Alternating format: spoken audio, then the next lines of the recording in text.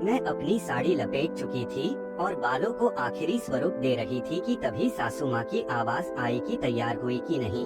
सब लोग आ चुके होंगे, ज्यादा देर नहीं करते अब। मैं तुरंत कंधा नीचे रखते हुए बोली, हो गया बस, ये झोपड़ी की कभी चैन से रहने नहीं देती। मन ही मन बड़बड़ाते हुए से बाहर निकल गई। सासू जी तैयार थी पड़ोसी के यहाँ एक रात्रि जागरण में जाने के लिए।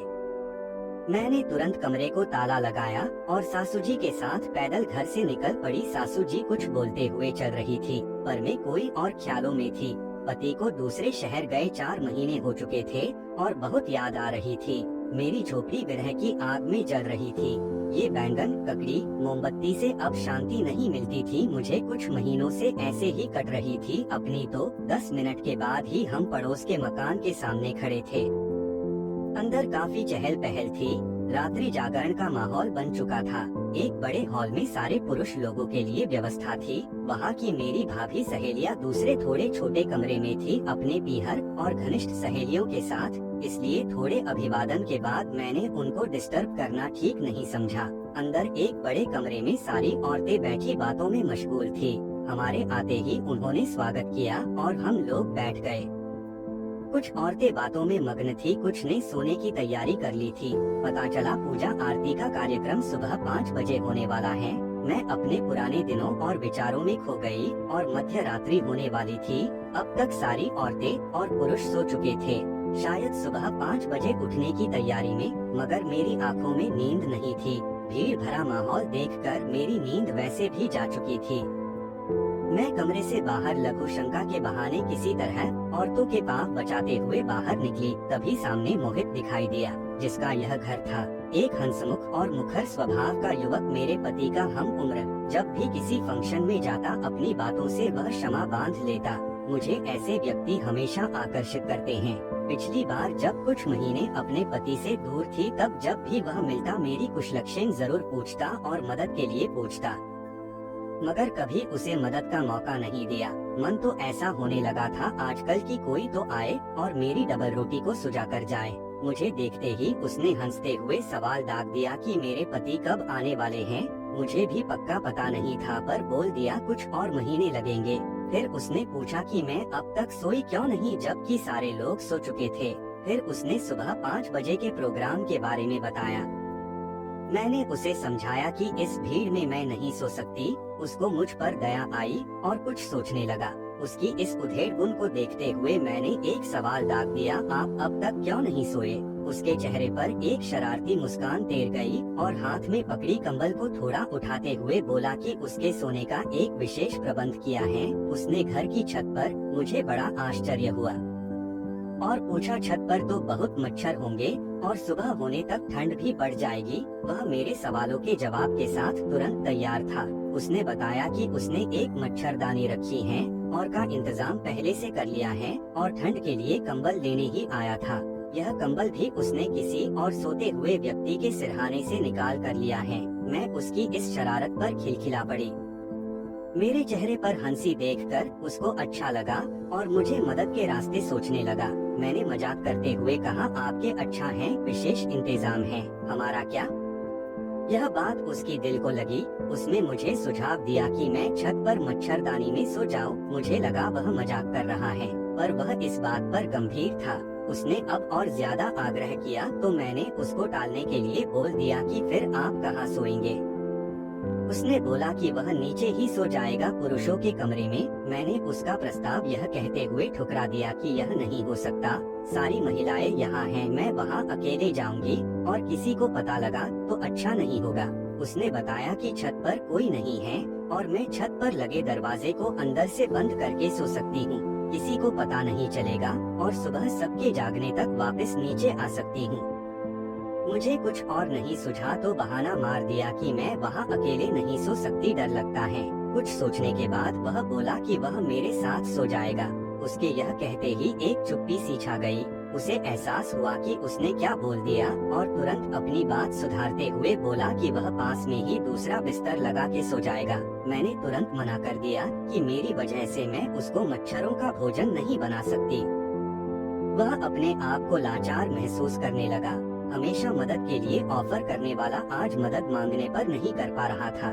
उसने अपना आखिरी प्रस्ताव रखा कि मच्छरदानी पलंग के साइज की है, जिसमें 2 लोग आसानी से सो सकते हैं, और अगर मुझे आपत्ति न हो तो हम दोनों वहां सो सकते हैं। मेरे हाँ कहने का तो कोई सवाल ही पैदा नहीं होता, पर अब उसने एक ब्रह्मास्त्र छोड़ा कि अगर मैं उस पे थोड़ा सा भी भरोसा करती हूँ तो हाँ कर दूँ। अब मैं बुरी तरह फंस चुकी थी, न हाँ कह सकती और न ही ना कह सकती। एक तरफ कुआ दूसरी तरफ खाई। ऐसा नहीं था कि मैं उस पे भरोसा नहीं करती, परंतु यह समाज अगर किसी को पता चल गया तो कुछ न होते हुए भी मुझे बहुत कुछ होने वाला था। अपने पति को क्या जवाब दूंगी? मैं हाँ या ना कुछ कह पाती उसके पहले ही उसने मुझे निर्देश दिया कि मैं अपनी सासू जी को बोल दूं कि मैं दूसरे कमरे में भाभी, उसकी पत्नी के साथ सो रही हूँ, और फिर मैं छत पर आ जाऊँ, वह मेरा इंतजार करेगा। यह कहते हुए वह सीढ़ियाँ चढ़ते हुए चला गया। मेरे पाँव अब जम गए। फिर औरतों वाले कमरे की तरफ गई। सासू जी दूसरे कोने में सो रही थी और उन तक पहुंचने के लिए काफी लोगों को लांघ कर जाना था। फिर सासू जी की नींद खराब करना ठीक नहीं समझा। मैं मुड़कर सीढ़ियों की तरफ भारी कदमों से बढ़ने लगी। किसी तरह बेमन से मैं छत पर पहुंची। वहां वो मेरा इंतजार कर रहा था।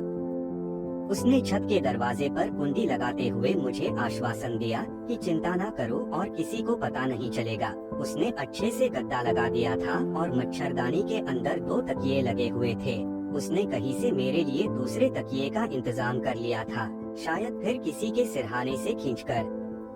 अब हम दोनों एक ही बिस्तर पर आसपास लेटे आसमान को निहार रहे थे। चांदनी रात थी, आसमान साफ था, तारों से भरा हुआ और बहुत खुशनुमा रात का मौसम था। हल्की सी हवा चल रही थी पर ठंड शुरू नहीं हुई थी, इसलिए कंबल एक कोने में पड़ा था। थोड़ी देर ऐसे ही बात करते रहे, फिर थोड़ी खामोशी और पता ही नहीं चला कब मेरी आंख लग गई। अचानक मैंने कबूतरों पर कुछ हलचल महसूस की और मेरी नींद टूट गई, पर आंखें अभी भी बंद ही थी। मैंने महसूस किया कुछ उंगलियां मेरे ब्लाउज के हुक को खोल रही थी। मैं डर से कांप उठी। क्या यह उसी की हरकत है? अब मैं क्या कर सकती हूँ? अगर चिल्लाई तो लोग पूछेंगे मैं यहाँ अकेले क्यों आई और मुझ पर ही शक करेंगे। मैंने आंखें बंद किए हुए ही कुछ इंतजार करना ठीक समझा। तब तक कबूतरों के पिंजरे के सारे हुक खुल चुके थे और मेरे खुले पिंजरे के अंदर कुछ हवा प्रवेश कर गई। मैं फिर से कांप उठी और एक अनिष्ट की आशंका से घर गई। मैं इंतजार करने लगी आगे क्या गलत होने वाला है। अब उसका हाथ कबूतरों के नीचे सपाट मैदान पर था। पूरे 4 महीने बाद किसी पुरुष ने इस प्यासी धरती को छुआ था। पूरे शरीर में एक तरंग सी दौड़ गई। कुछ मजा भी आ रहा था पर डर ज्यादा था। उसने अब नीचे का पैराशूट निकालने की कोशिश की, जिसमें वह कामयाब नहीं हुआ। वो टपकती झोपड़ी आजाद कर देना चाहता था, पर शायद मेरे जाग जाने के डर से ज्यादा ताकत नहीं लगाई। मैंने चैन की सांस ली। कुछ मिनट ऐसे ही निकल गए। वो ऊपर से ही मौज माप करता रहा। फिर जब उसे एहसास हुआ कि कुछ होने वाला नहीं, तो पिंजरे के हुक वापस लगा दिए। ये क्या, मैं तो तड़प के रह गई थी। ऐसे भट्टी सुलगाकर कौन छोड़ देता है यार? ऐसे तो आग और दहकने लगेगी। और थोड़ी देर बाद कब फिर आंख लग गई पता ही नहीं चला। मेरी नींद में दूसरी बार व्यवधान आया। इस बार मैं करवट लेके उधर की और पीठ करके सोई हुई थी, इसलिए आंखें खोली। अभी भी गहरी चांदनी रात थी और नींद खुलने का कारण वही था, पर थोड़ी देर हो चुकी थी। पिंजरे के सारे हुक वापस से खुल चुके थे। फिर से डर की लहर कौंध गई कि इस बार कैसे बचूंगी। कुछ सोच पाती उसके पहले ही खट की आवाज से पिंजरा खुल चुका था और अचानक कबूतरों पर कस के बांधा हुआ प्रोटेक्शन ढीला हो चुका था। मैंने एक साये को अपने चेहरे की तरफ आते महसूस किया और तुरंत अपनी आंखें बंद कर ली। उसके हाथों ने पिंजरा दूर निकाल फेंका और हवा की लहरें अब कबूतरों को छू रही थी। उस साये में मैंने महसूस किया कि अब वह कबूतरों को घूर रहा है, जिसे देखने की असफल कोशिश उसने कुछ देर पहले ही की थी, पर अब वो कामयाब हो चुका था। पति का बेस्ट फ्रेंड मौके का फायदा उठा डबल रोटी सुजाने वाला था। मैं अपने आप को कोसने लगी, क्यों मैंने करवट ली, और उससे भी पहले क्यों मैं उसको ना नहीं बोल पाई छत पर आने के लिए। पर अब क्या हो सकता था, या अब भी बहुत कुछ रोका जा सकता था। अगले कुछ क्षणों के बाद उसने एक हाथ से कबूतर को दबोच लिया था। मैं अंदर से पूरी तरह सिहर गई थी, पर कुछ बोलने या करने की हिम्मत नहीं जुटा पाई और यह प्रार्थना करने लगी कि इससे बुरा कुछ न हो। या शायद अंदर ही अंदर कहीं से यह चाहती थी कि 4 महीने के एकांतवास को टूटने दिया जाए। शायद मैं कुछ निर्णय नहीं ले पा रही थी और खुद को भाग्य के हाथों छोड़ दिया था। कुछ देर ऐसे खेलने के बाद उसके हाथ फिर नीचे पैराशूट पर चले गए और काफी जद्दोजहद के बाद उसने पैराशूट हटाकर झोपड़ा खुला कर दिया। अब मैं एक अबला नारी की तरह पड़ी थी। अब मुझे एहसास हो चुका था कि बचने का कोई रास्ता नहीं है और आत्मसमर्पण कर देना चाहिए या तुरंत उठकर फटकार लगा देनी चाहिए कि उसकी यह हिम्मत कैसे हुई। फिर किसी डर की आशंका से या काफी समय से शरीर की जरूरत पूरी नहीं होने की वजह से मैं चुपचाप लेटी रही। खूबसूरती की गुड़िया को देखकर अब शायद उसका अपने आप पर नियंत्रण नहीं रहा था। पीछे मोटा भूसंद तरबूज से चिपका हुआ था और रह रह कर रगड़ खा रहा था और इधर कबूतरों के साथ जोरदार खिलवाड़ जारी था। फिर केला भी थैली से बाहर निकाल लिया गया। अब सारी इंद्रियां और सक्रिय हो गई थी। कठोर केला गद्देदार तरबूज को छू गया। अब शायद कहीं न कहीं मैं अपने आप को तैयार कर चुकी थी एक अनपेक्षित मिलन के लिए। मैं महसूस कर पा रही थी केला धीरे धीरे कठोर होता जा रहा था। इधर फड़फड़ाते मोटे कबूतरों पर अत्याचार बढ़ने लगा, तेज तेज मसलने लगा, पर अब मुझे बुरा नहीं लग रहा था। कुछ देर बाद उसने हाथ कबूतरों से हटा लिया। अब काला कोबरा इधर उधर सिर मारता हुआ खोजी कुत्ते की तरह कुछ ढूंढ रहा था। शायद अंदर प्रवेश का मार्ग पर मिल नहीं रहा था कोबरा को। 1-2 बार वह द्वार के आसपास भी पहुंचा था। थोड़े प्रयासों के बाद ही उसे गीली जमीन मिल गई और वो रुक गया। उसका लाल मोटा फन अब मेरे गुफा द्वार पर था। मेरी सांसें जैसे रुक गई। एक भटकते हुए प्यासे राहगीर के होठों पर जैसे किसी ने पानी का गिलास रख दिया था। काले नाग ने थोड़ी ऊपर नीचे हरकत की और थोड़ा सा गुफा के तिलिस्मी द्वार में गड़ गया। मैंने आंखें जोर से बंद कर ली। अगले क्षणों में जो होने वाला था उसकी तैयारी में घरेलू कोबरा के अलावा पहली बार कोई पराया नाग इस गुफा में प्रवेश करने वाला था। मक्खन की तरह धीरे धीरे उसका किंग कोबरा फिसलते हुए अंदर आता गया और उसके मुंह से फुफकारने की आवाजें निकलती गई। एक बार फिर बेचारे कबूतरों को दबोच लिया गया। काफी अंदर तक रेंगता काला नाग महसूस हो रहा था। जितनी धीमी गति से वो अंदर गया उसी धीमी गति से फिर आधे से भी ज्यादा बाहर आ गया। अंदर और बाहर निकलते समय कोबरा दीवारों को रगड़ते हुए जा रहा था और अंदर ही अंदर कंपन पैदा कर रहा था। 2 सेकंड के विराम के बाद एक बार फिर उसी धीमी गति से दीवार रगड़ता हुआ अंदर गया। जितना अंदर हो गया उससे मुझे एहसास हो गया उसकी लंबाई कितनी ज्यादा रही होगी और जिस तरह वो गुफा की दीवारों से रगड़ खा रहा था इतनी मोटाई तो पहले महसूस नहीं हुई थी। काफी समय तक वो ऐसे ही मालगाड़ी की रफ्तार से धीरे धीरे अंदर जाता, थोड़ा रुकता और बाहर आता, फिर थोड़ा रुककर अंदर जाता। पता ही नहीं चला कब उसकी मालगाड़ी फास्ट ट्रेन में बदली और कब राजधानी एक्सप्रेस बन गई। कोबरा अंदर गुफा में एकत्रित पानी को तेजी से चीरता हुआ आ जा रहा था, जिससे छपाक छपाक की आवाजें आने लगी थी। कोबरा के झटकों की गति बढ़ने के साथ छपाक की आवाजें काफी तेज हो गई थी।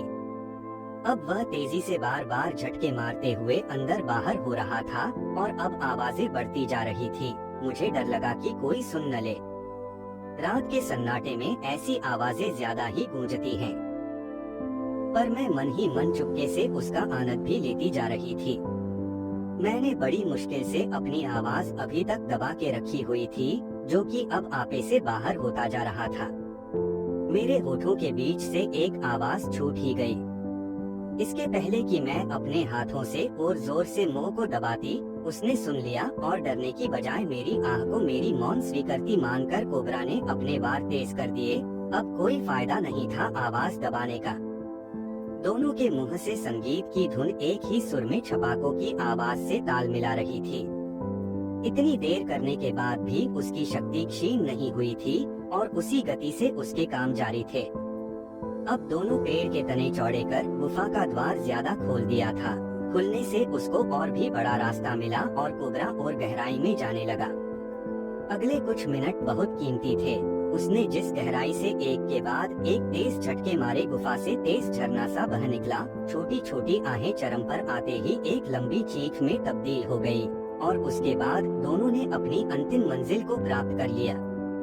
मेरी हौसला अफजाई से उसका उत्साहवर्धन हुआ और कोबरा भूखे भेड़िए की तरह आवाजें निकालते हुए झटकों पर झटके मारता रहा। कबूतरों को अब बुरी तरह से मौसम्बी की तरह निचोड़ रहा था। फिर एक झटके से कोबरा इतनी गहराई में उतरा कि बाहर ही नहीं निकला और वही पड़ा हुआ कुलबुलाकर फुफकारने लगा। अंदर एक गर्म लावा सा महसूस हुआ, सारा जहर अंदर छोड़ दिया था।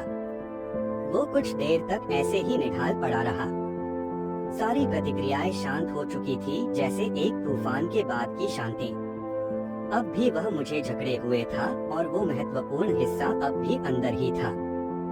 सुबह 4 बजे तक टपकते झोपड़े में 3 बार बारिश हुई और झोपड़ी की आग शांत हुई। दोनों धड़कते शोले अब शांत हो चुके थे। मुर्गे की पहली बांग के साथ ही मैं उठी, अपने कपड़े सही करके बाल संवारते हुए दबे पाप नीचे आ गई और सब में शामिल हो गई। आज काफी हल्का और फ्रेश फील कर रही थी। चेहरे पर खिलखिलाती मुस्कान थी। ऐसा लग रहा था जैसे कोई सीक्रेट मिशन कंप्लीट कर जंग जीत ली हो मैंने। तो ये थी हमारी आज की कहानी। कहानी कैसी लगी हमें कमेंट के माध्यम से बताएं और वीडियो को लाइक, शेयर और चैनल को सब्सक्राइब करें। धन्यवाद।